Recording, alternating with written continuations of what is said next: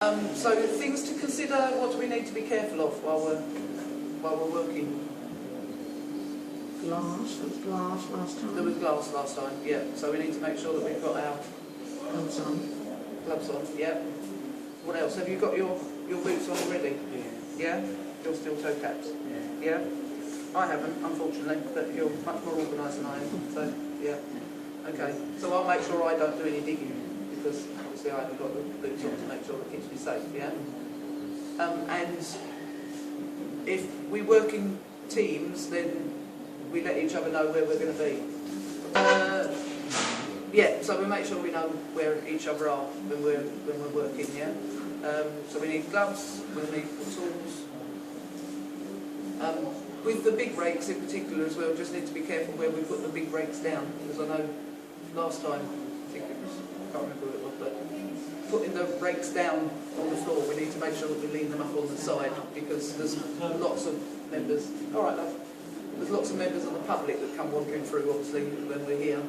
It's a bit more, bit similar to Stratford Park, so we need to make sure that if we're using the big rakes, we need to make sure we stand them up at the side of the trees, so nobody's going to trip over or step on them. Same with the bags and any of the small tools, just keep them all in one place so that we know where they are and they're not a danger to anybody. Yeah. Everybody happy and rearing to go? Nobody's feeling fragile today? Keep moving. Yeah. Yeah, I mean obviously if you start getting tired or cold, then just let us know and we can come back in and get a warm and a cup of tea. There's no sort of rush, you don't have to keep going at it. So yeah, let me know if you're feeling any way or start getting achy or anything like that, you know. Alright, we'll go and grab tools then I think. You have to put one of these on over the top because we need to know, or people need to know that you're with us. Otherwise you just look like an anonymous person. Ian, Terry, you want to come and get your... Right, there's plenty of copies of this one. You always seem to end up with either a whole stack of right hand What do you need your gloves for? or a whole stack of left hand. Yeah, and what else? So you just grab two ears, maybe. Yeah, what else? Yeah, your high vis. Yeah. Yeah, because it's a public area as well, no, please please. use gloves. Yeah. Gloves, sir?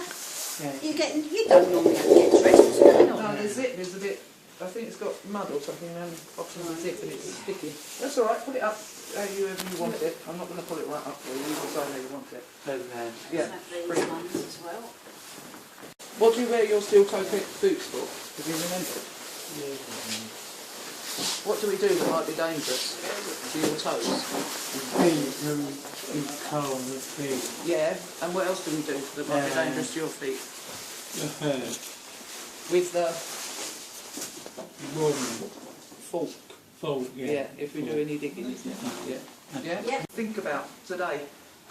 So you're going to go out and litter pit and sweep. Yeah. Yeah? Yeah. So what do you need to think about while you're out there? And to be safe. Sweep towards you. Yeah. Yes, Yeah. not pushing away because it can hurt your back. Yeah. And what else? As far as Yeah, so you've got to take it easy, haven't you? Oh, No yeah. heavy lifting. You don't need to go mad with all the bags, do you? You just need to be very gentle with what you do. Yeah. And you must keep your... must keep your gloves on. Yes. Because... Well done. You remember to put it towards your ear.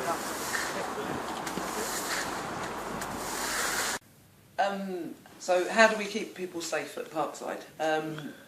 We've definitely got an advantage that myself and the project worker have been working in care work for a long length of time.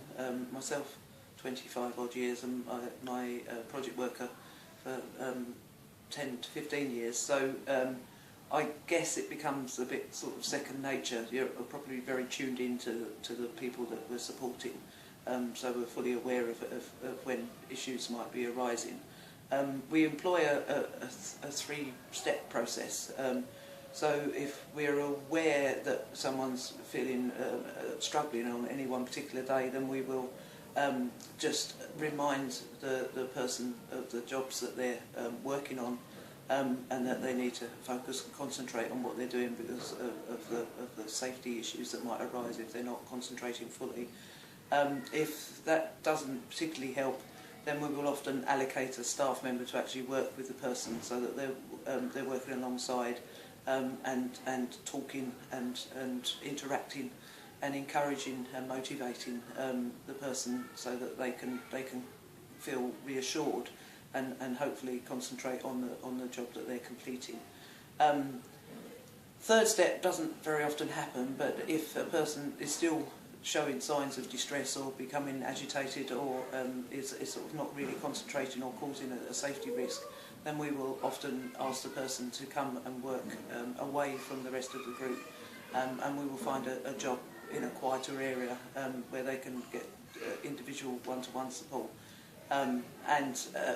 Often at those occasions we will reassure the person and say that everybody has bad days. We all, face times when we're finding things that are difficult. We try and encourage the person to talk it through.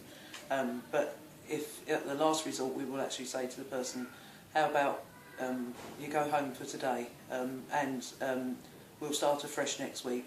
We will often offer to take the person home if that's what's felt needed, or we will contact the person's carers or support network to come and support them if necessary. And then the following week we try and back that up with a level of discussion to make sure that the person feels reassured and that it's not a negative issue, that they can feel that yes, that was last week and this is this week and we're going to get on with our work today.